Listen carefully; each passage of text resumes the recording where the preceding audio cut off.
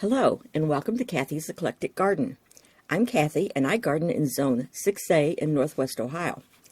During the next few weeks, I will be talking about plants that you should consider adding to your 2024 garden to attract pollinators. Your flowering plants and vegetables benefit from the pollinators in your garden. In fact, without pollinators, your plants would not produce any fruits or vegetables. In other words, these plants are good choices to add to your garden if they grow well in your hardiness zone. So let's dive in. Today we're looking at Pearly Everlasting, scientific name Anaphalis margaritacea. Pearly Everlasting is a North American native plant that's hardy in zones 3 to 8. It can grow up to 3 feet tall and 2 feet wide and is a summer bloomer. The flowers are either male or female, but only one sex is found on any one plant. So in order to get seeds, you'll need to have a male and a female plant.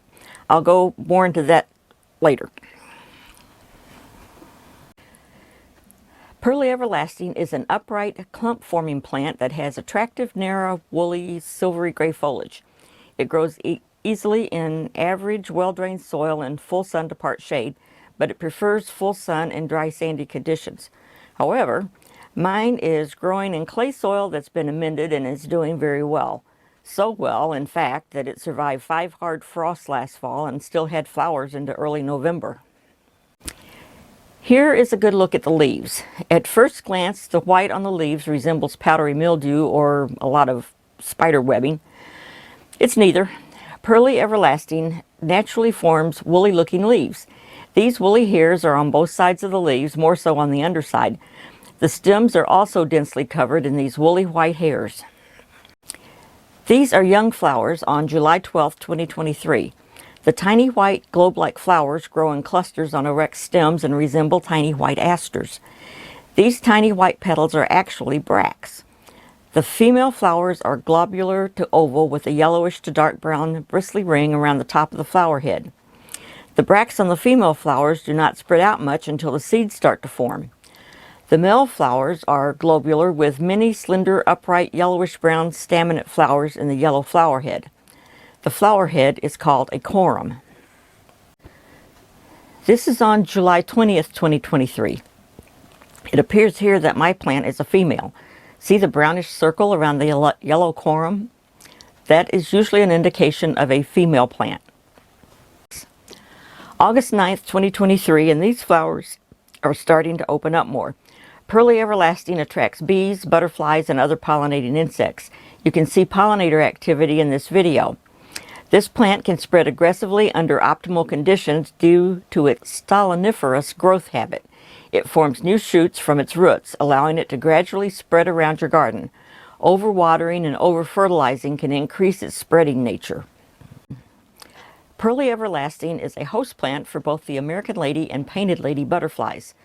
But we do get painted ladies on a regular basis. And this is a short video of a painted lady in my garden on a zinnia. The first painted lady butterflies I saw in my 2023 garden were visiting the Pearly Everlasting.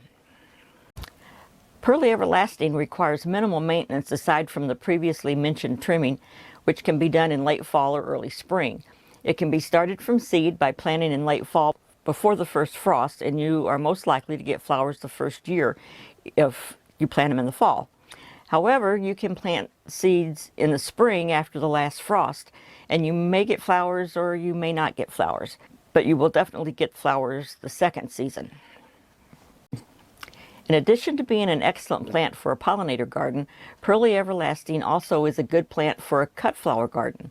The long stems are great for adding to a vase, and the flowers last for quite a long time. And they also make great dried flowers. You can cut them in bunches, tie up with a string, and hang them to dry. The fluffy flower heads look great in dried arrangements. And I would also mention that you can plant these in pots if you are concerned about them spreading, but I like mine planted in the ground and mixed in with all of my other flowers. I leave my Pearly Everlasting standing in the fall. It makes a good winter interest plant. It provides food for the birds from the seeds. It's a good place for insects to winter over, and it also protects the crown of the plant. But I will be cutting this back in another month probably. And I wanted to show you how I'm going to do that.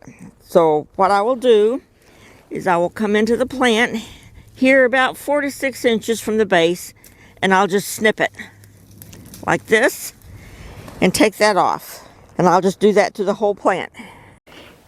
Here are a few of the insects my husband has been able to photograph on my Pearly Everlasting. But there were many more. Small native bees frequented this plant along with bumblebees and honeybees. In addition to the painted lady butterflies, I also spotted cabbage white and yellow swallowtail butterflies feeding there. I hope this video will encourage you to add Pearly Everlasting to your 2024 pollinator garden. Thanks for watching. I'll be back next week. Bye.